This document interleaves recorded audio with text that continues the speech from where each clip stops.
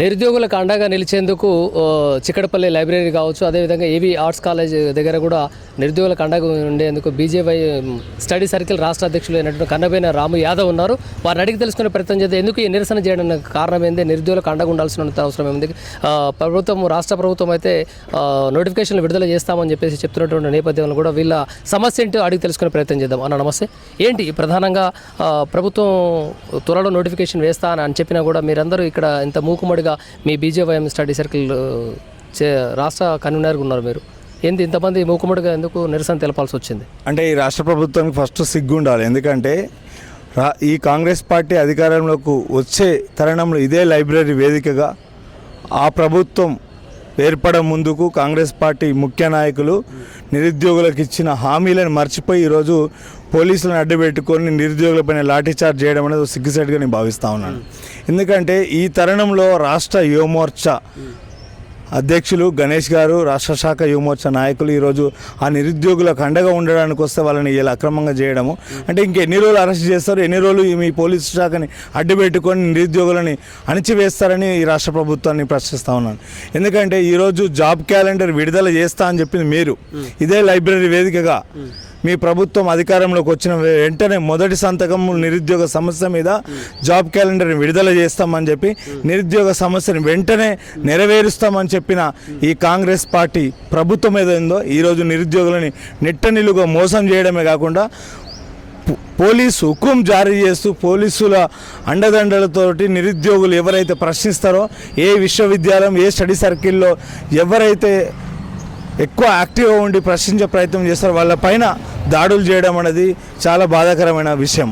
అంటే ఇక్కడ చిక్కడపల్లి లైబ్రరీ ఎందుకు కావచ్చు, అదేవిధంగా ఏవి ఆర్ట్స్ కాలేజ్ ఇక్కడ ఈ కాలేజీ ప్రాంగణంలో కావచ్చు ఎక్కువగా భారీ బందోబస్తుల మధ్య ఉన్నటువంటి పోలీసు మోహరించారు. ఎందుకు ఇంతమంది పోలీసులు మోహరించాల్సినటువంటి అవసరం ఏముంది?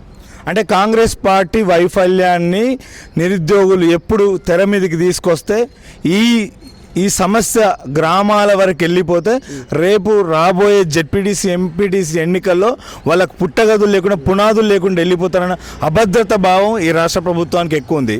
నిరుద్యోగ సమస్యని మేము శాంతియుతంగా మా రాష్ట్ర అధ్యక్షులు గణేష్ గారి ఆధ్వర్యంలో నిరుద్యోగ సమస్యని అడ్రస్ చేస్తూ నిరుద్యోగుల పక్షాన మేము శాంతియుత ర్యాలీ కోసం వచ్చాము.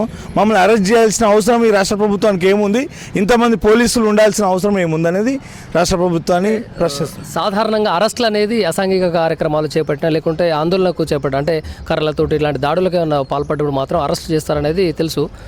అలాంటిది ఏమైనా మీరు అసాంఘిక కార్యక్రమాలు అంటే దౌర్జన్యాలకు ఏమైనా పాల్పడేటువంటి అవకాశాలు ఉన్నాయన్న వార్తలు ఏమైనా ఉన్నాయా పోలీసు దగ్గర? అంటే కాంగ్రెస్ పార్టీ పోలీస్ శాఖ అడ్డు పెట్టుకొని నిరుద్యోగుల పైన వాళ్ళు దాడులు చేస్తూ ఉన్నారు. నిరుద్యోగులు దాడులు చేసే పరిస్థితి ఉంటే మీరు రాష్ట్ర ప్రభుత్వం అధికారంలో ఉంటుందా? వాళ్ళు మౌనం పాటిస్తున్నారు కాబట్టి ఇంకా మీరు అధికారంలో మీ మంత్రులు మీరు ఎమ్మెల్యేలు యథేచ్ఛగా పబ్లిక్లో తిరుగుతున్నారు.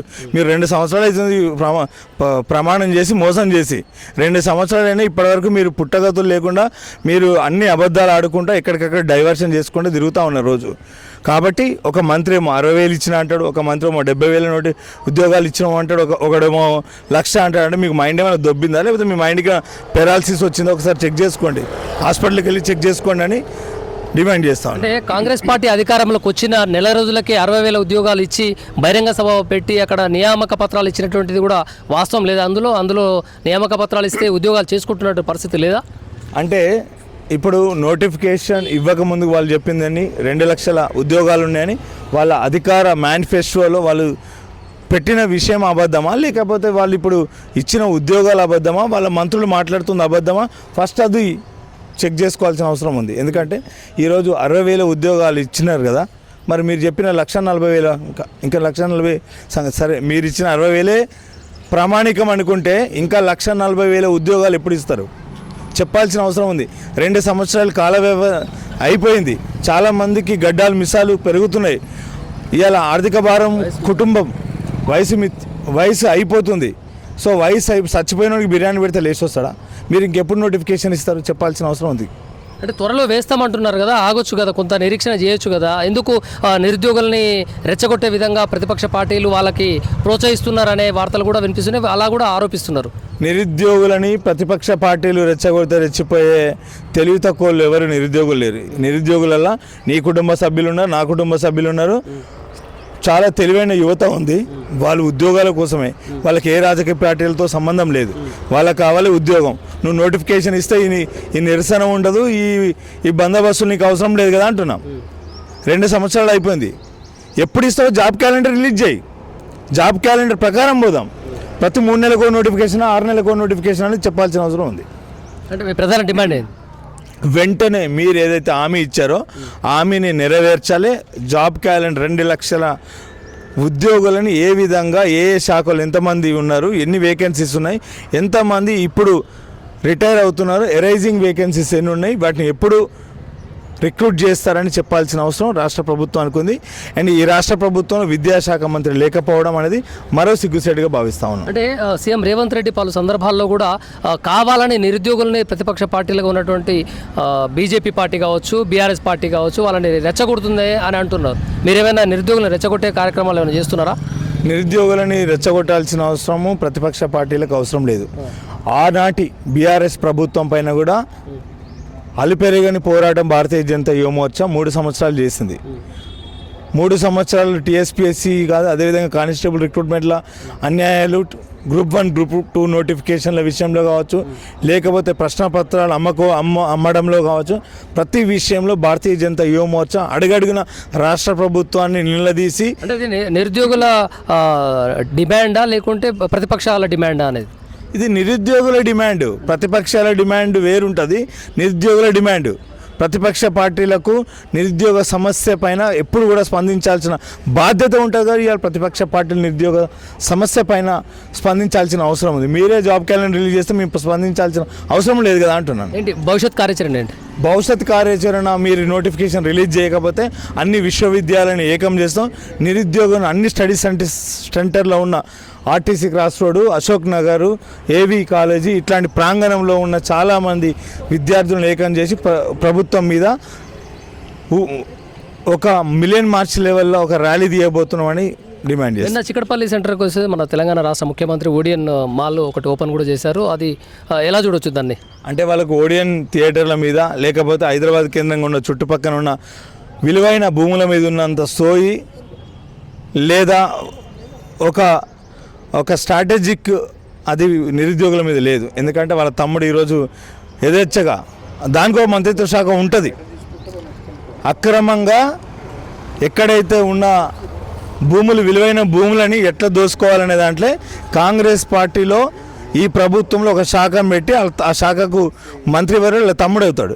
కానీ నిరుద్యోగులకైతే న్యాయం జరగదని మా ప్రధాన ఆరోపణ. ఈ కాంగ్రెస్ పార్టీ అంటేనే కేవలం వాళ్ళ రాజకీయ మనుగడనే, ఏదైతే నెరవేరని కోరికలను ముందు పెట్టుకొని వాళ్ళు రాజకీయాల్లోకి వస్తారు. ఎన్నికల్లో గెలిచిన తర్వాత ఇలాంటి పరిస్థితే గత 75 సంవత్సరాలు చూసినాం.